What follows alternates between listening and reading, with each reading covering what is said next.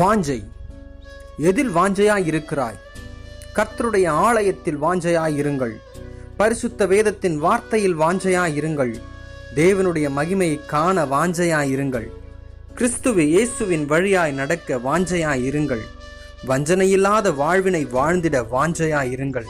சத்தியத்தின் வார்த்தையில் வாஞ்சையாய் இருங்கள். விசுவாசத்தில் வளர்ந்திட வாஞ்சையாய் இருங்கள். ஆமென்.